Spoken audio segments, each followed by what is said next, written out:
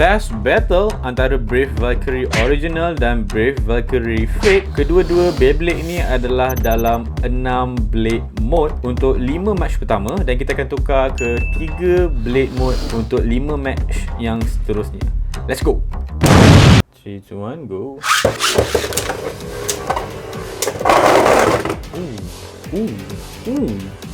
1-0 untuk yang Fake.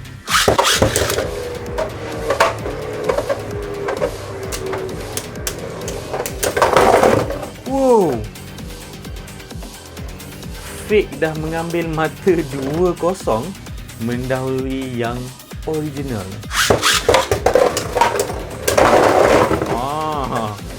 Original membalas dendam.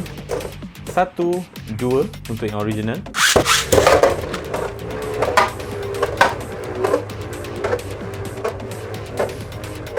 Okay, at least kita boleh dapat stamina game antara dua Beyblade ni.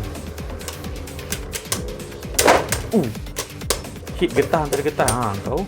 Wow, guys. Fake mendahului 3-1.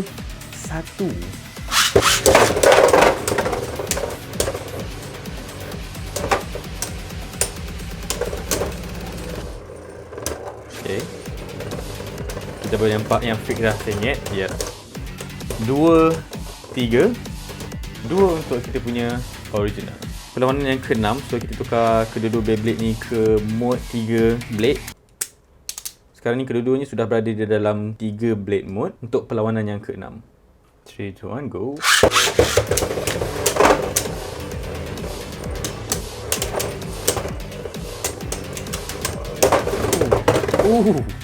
Dia dah habiskan spin yang original, lepas tendang keluar lagi. Ya Robi. 4-2 untuk Fake Brave Valkyrie.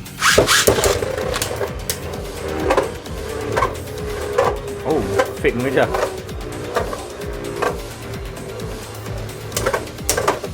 Nak terkeluar original. Dan original berjaya dapatkan mata. 3-4 untuk original.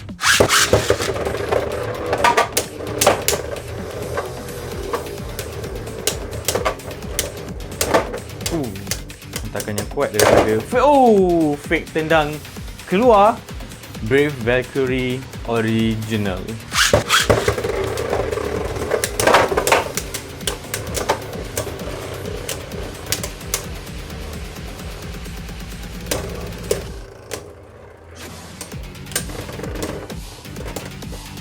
Original berjaya mengutip mata 4-5.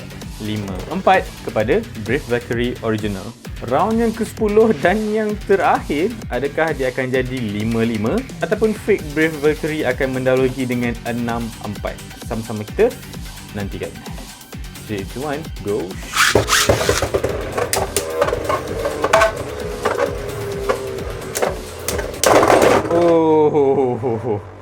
There you guys have it. 6-4, 6 kepada Brave Valkyrie jenama Flame. Fake Beyblade berjaya mengalahkan original Beyblade untuk Brave Valkyrie. Macam mana Fake Beyblade boleh kalahkan original Beyblade? Aku pun tak tahu. Aku macam confident original boleh kalah. Aku sangat confident yang original boleh kalahkan yang Fake untuk Brave Valkyrie specifically. Lagi berat, rasa lagi padu, lagi ketat. Tapi yang Fake boleh menang lawan dengan original Brave Valkyrie. Satu benda yang agak mengelirukan, mengecewakan dalam masa yang sama. Tak kisahlah apa pun, yang pasti Brave Valkyrie adalah satu Beyblade yang bagus. So kalau korang mungkin jenis yang main bootleg ataupun jenis yang main Fake Beyblade, korang boleh beli Brave Valkyrie.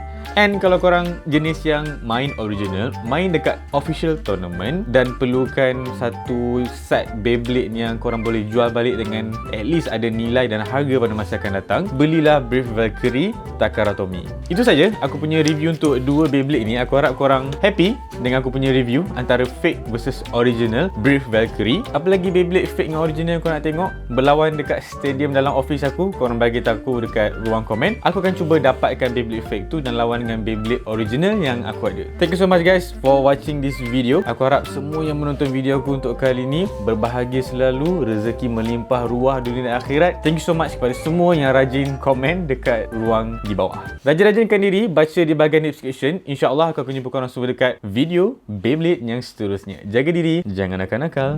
Go shoot!